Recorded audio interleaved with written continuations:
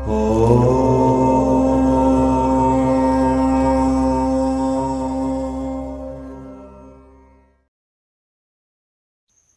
पहले आपको जय श्री कृष्णा और जन्माष्टमी की ढेर सारी शुभकामनाएं। जैसा कि आप सभी जानते हैं कि जन्माष्टमी का पर्व भगवान श्री कृष्ण के जन्मोत्सव के रूप में मनाते हैं।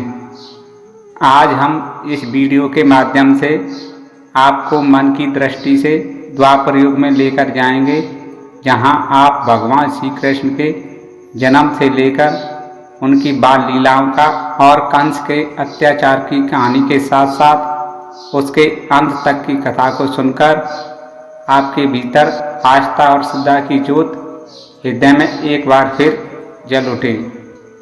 मित्रों, जन्माष्टमी की रात कोई साधारण रात नहीं, ये वो पावन घड़ी है जब समूचा ब्रह्मांड एक दिव्य चमत्कार का साक्षी बना।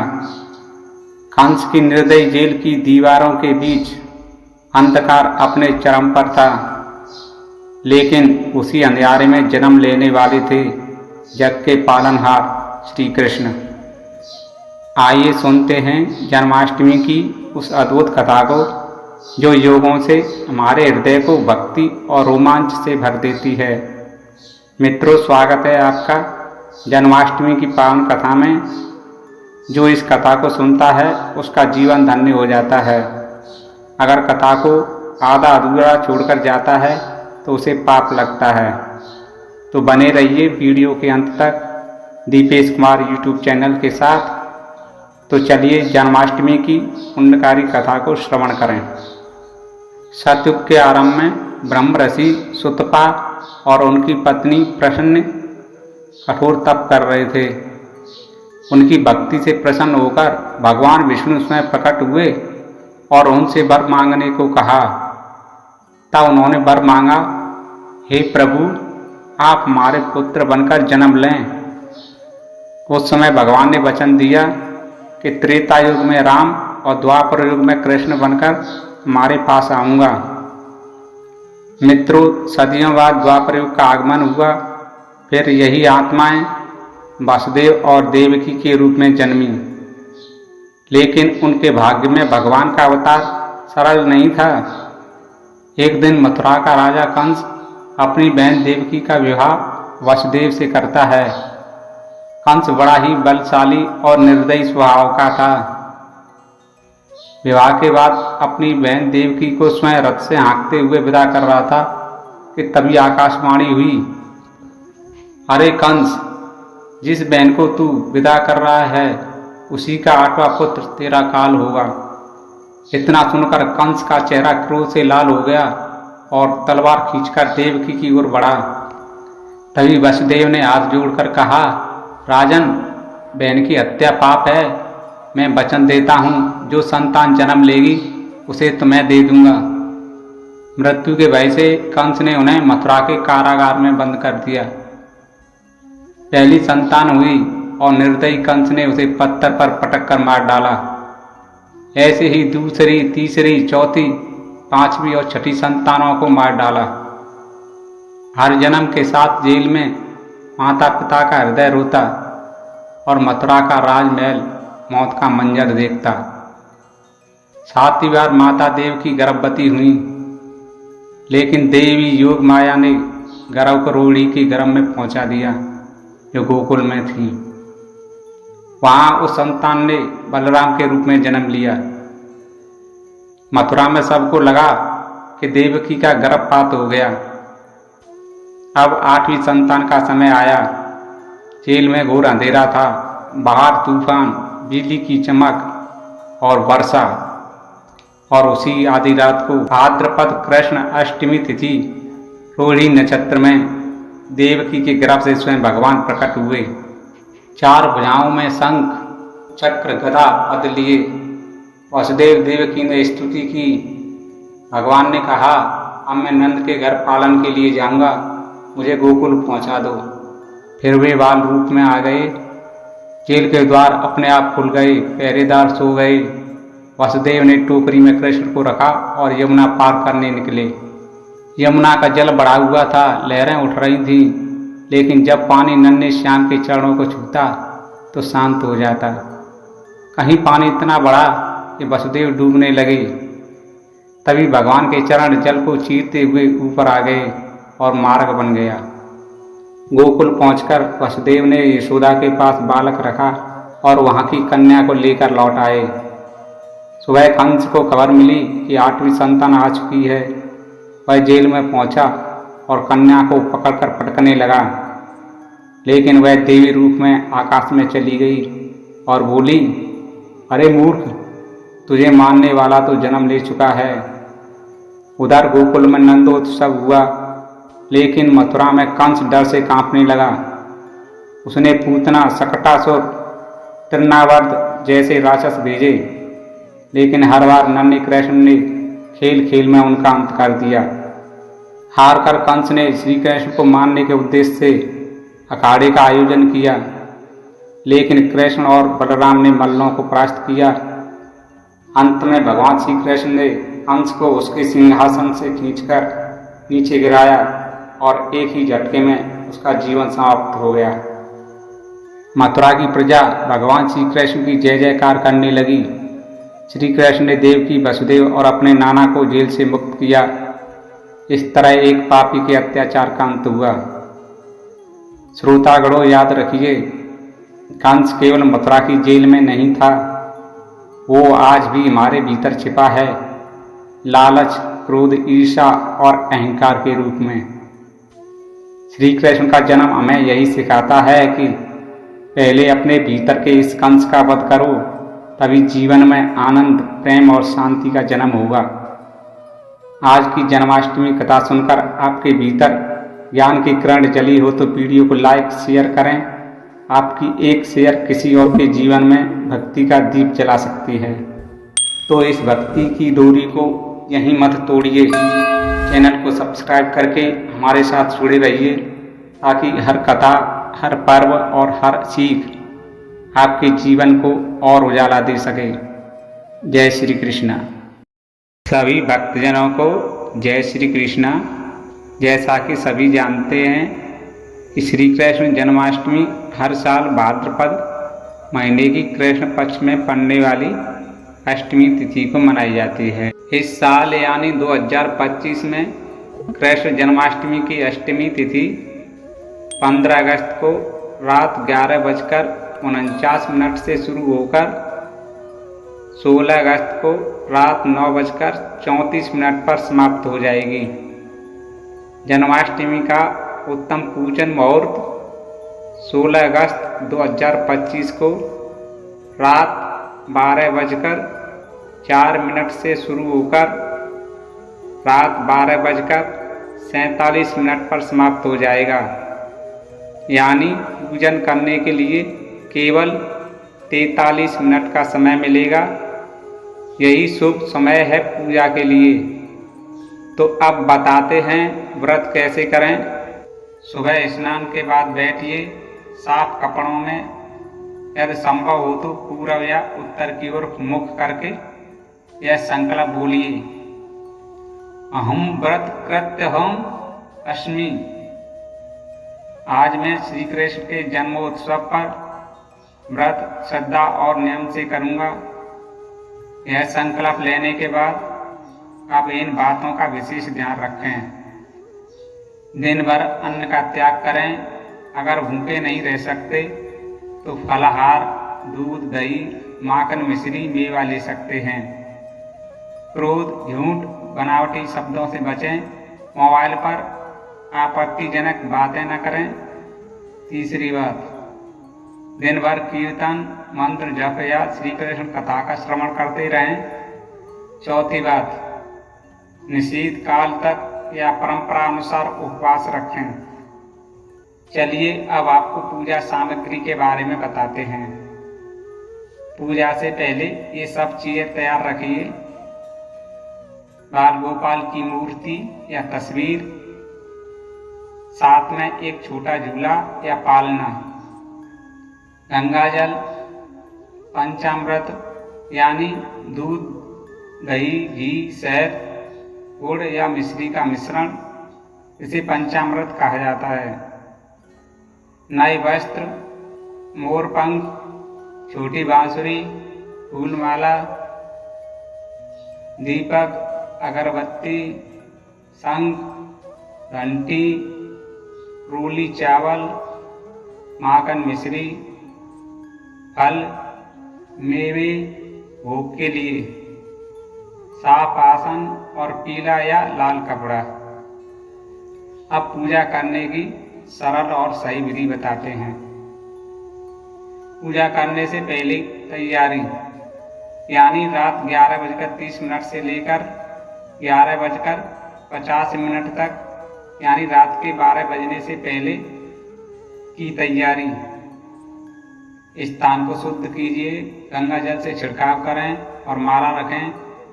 मूर्ति को पालने में रखें, आसन पर पीला कपड़ा बिछाएं। रात 11:50 से 12 बजे के बीच संकल्प पढ़ें और 5 मिनट ध्यान लगाकर मन को स्थिर रखें। उसके बाद पंचामृत अभिषेक करें। निशीथ से पहले या जैसे ही मुहूर्त शुरू हो, मंत्र ओम नमो भगवते वासुदेवाय नमः बोलते हुए पंचामृत अभिषेक के बाद अंत में गंगा जल से स्नान कराएं। हर बार मंत्र बोलते हुए थोड़ी थोड़ी मात्रा डालें और मन में शुद्धि रखें। अब भगवान श्री कृष्ण का श्रृंगार करें कपड़े, मोर, पंख, बांसुरी से। सबसे पहले मूर्ति को नए वस्त्र पहनाएं, मोर पंख, माला पहनाएं और बांसुरी हाथ में रखें। श्रृंगार करने के बाद भोग अर्पण करें। माखन मिश्री, फल, पंचामृत और विशेष रूप से दही मिश्री रखें। भोग अर्पित करते समय यह मंत्र बोलें, ओम श्री कृष्णाय नमः। भोग लगाकर आरती कीजिए। निशीथ के बीच यानी 12:04 से 12:47 AM के बीच दीपक घुमाएं, चौकी पर फूल छिड़कें, शंख बजाएं और आप चाहें तो पारंपरिक आरती भी गा सकते हैं। जन्मोत्सव का चढ़ाते ही शंख की गूंज के साथ मूर्ति को झूला झुलाएं और फूलों की वर्षा करें। आरती के बाद 10-20 मिनट कीर्तन, कृष्ण कथा सुनना अत्यंत पुण्यकारी है। तो ये थी भगवान श्री कृष्ण जन्माष्टमी से जुड़ी जानकारी। मित्रों, यदि आप चाहते हैं कि ऐसे प्रेरणादायक प्रसंग, पौराणिक कथाएं और त्योहारों की गहराई आप तक लगातार पहुंचती रहे, तो हमारे इस परिवार से जुड़ जाइए ताकि अगली कथा का संदेश सीधे आपके दिल तक पहुंचे। जय श्री कृष्णा, जय श्री राधे। सभी भक्तजनों को जय श्री कृष्णा। जैसा कि सभी जानते हैं, श्री कृष्ण जन्माष्टमी हर साल भाद्रपद महीने की कृष्ण पक्ष में पड़ने वाली अष्टमी तिथि को मनाई जाती है। हर साल की तरह इस साल भी जन्माष्टमी को लेकर मतभेद हैं। कुछ लोगों का कहना है कि जन्माष्टमी 15 अगस्त को मनाई जाएगी और वहीं कुछ लोग 16 अगस्त को मनाने की बात कर रहे हैं। इसी मतभेद को लेकर भक्तजन चिंता में पड़े हैं कि आखिर किस दिन 15 अगस्त या फिर 16 अगस्त को व्रत रखना चाहिए। तो हम आपकी इस चिंता को दूर कर देते हैं। आपको इस वीडियो में मिलेगी सही जानकारी, जैसे जन्माष्टमी 2025 में व्रत रखने का सही समय और तारीख, व्रत कैसे रखें, व्रत पूजन सामग्री की लिस्ट, पूजा करने का शुभ मुहूर्त, पूजा करने की सही विधि और व्रत पारण की जानकारी। तो भक्तजनों से अनुरोध है, वीडियो को पूरा अंत तक जरूर देखें, वरना आधी अधूरी जानकारी कोई काम नहीं आती। बने रहिए दीपेश कुमार यूट्यूब चैनल के साथ, क्योंकि अंत में दूंगा एक ऐसी सीख जो आपके दिमाग को खोल दे। तो चलिए अब आपको बताते हैं कि जन्माष्टमी कब मनाई जाएगी। इस साल यानी 2025 में कृष्ण जन्माष्टमी की अष्टमी तिथि 15 अगस्त को रात 11:49 से शुरू होकर 16 अगस्त को रात 9:34 पर समाप्त हो जाएगी। जन्माष्टमी का उत्तम पूजन मुहूर्त 16 अगस्त 2025 को रात 12:04 से शुरू होकर रात 12:47 पर समाप्त हो जाएगा। यानी पूजन करने के लिए केवल 43 मिनट का समय मिलेगा। यही शुभ समय है पूजा के लिए। तो अब बताते हैं व्रत कैसे करें। भक्तजनों, व्रत का मतलब सिर्फ भूख नहीं, यह हृदय की सफाई है। सुबह स्नान के बाद बैठिए साफ कपड़ों में, यदि संभव हो तो पूर्व या उत्तर की ओर मुख करके यह संकल्प बोलिए, अहम व्रत कृत्य हम अस्मि। आज मैं श्री कृष्ण के जन्मोत्सव पर व्रत श्रद्धा और नियम से करूँगा। यह संकल्प लेने के बाद अब इन बातों का विशेष ध्यान रखें।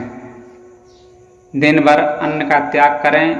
अगर भूखे नहीं रह सकते तो फलाहार, दूध, दही, माखन, मिश्री, मेवा ले सकते हैं। क्रोध, झूठ, बनावटी शब्दों से बचें। मोबाइल पर आपत्तिजनक बातें न करें। तीसरी बात, दिन भर कीर्तन, मंत्र, जप या श्री कृष्ण कथा का श्रवण करते रहें।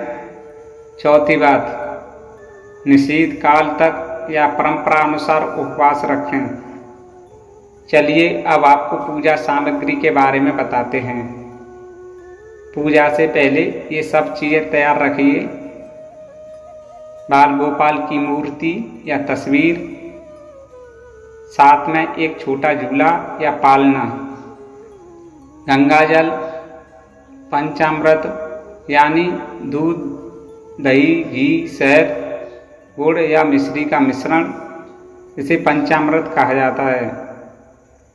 नए वस्त्र, मोरपंख, छोटी बांसुरी, फूलमाला, दीपक, अगरबत्ती, शंख, घंटी, रोली चावल, माखन, मिश्री, फल, मेवे भोग के लिए, साफ आसन और पीला या लाल कपड़ा। अब पूजा करने की सरल और सही विधि बताते हैं। पूजा करने से पहले तैयारी, यानी रात 11:30 से लेकर 11:50 तक, यानी रात के 12 बजने से पहले की तैयारी। स्थान को शुद्ध कीजिए, गंगा जल से छिड़काव करें और माला रखें।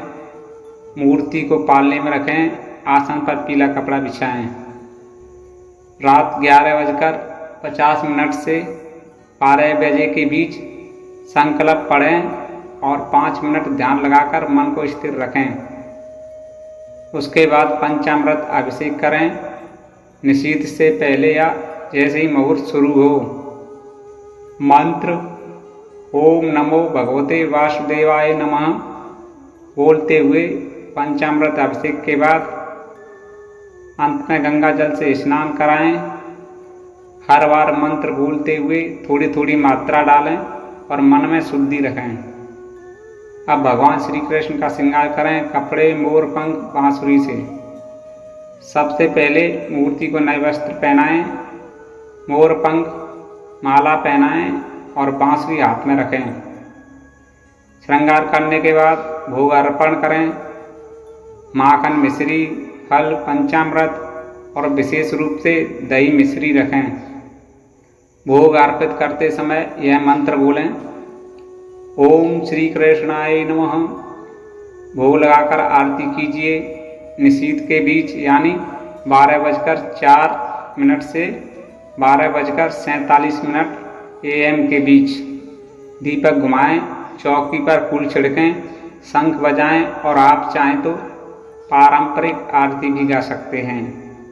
जन्मोत्सव का चढ़ाते ही शंख की गूंज के साथ मूर्ति को झूला झुलाएं और फूलों की वर्षा करें। इस पल अपने मन में प्रश्न पूछें, मैं किस प्रकार कृष्ण के गुणों को अपने जीवन में उतार सकता या सकती हूँ। आरती के बाद 10-20 मिनट कीर्तन कृष्ण कथा सुनना अत्यंत पुण्यकारी है। अब समय आ जाता है व्रत पारण का।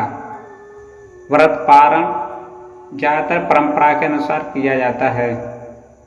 अष्टमी तिथि समाप्त हुई 16 अगस्त 2025 को रात 9:34 PM पर।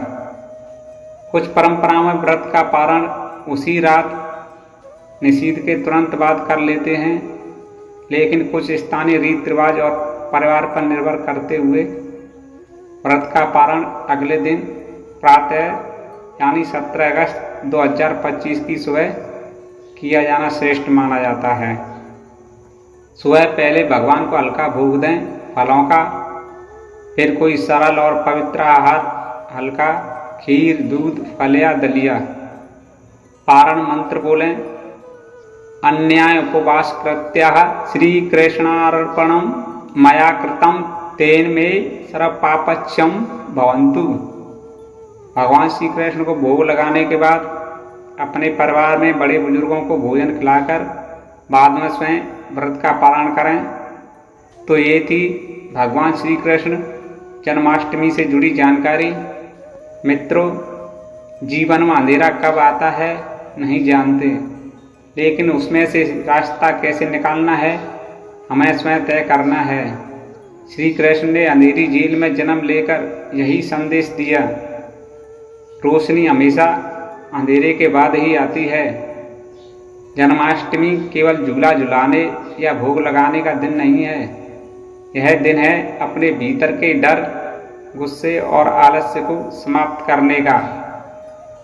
आज के समय अगर भगवान श्री कृष्ण होते तो शायद कहते, अपने कर्म को सजाओ, अपनी बुरी सोच को बदलो और अपने मन को साफ करो।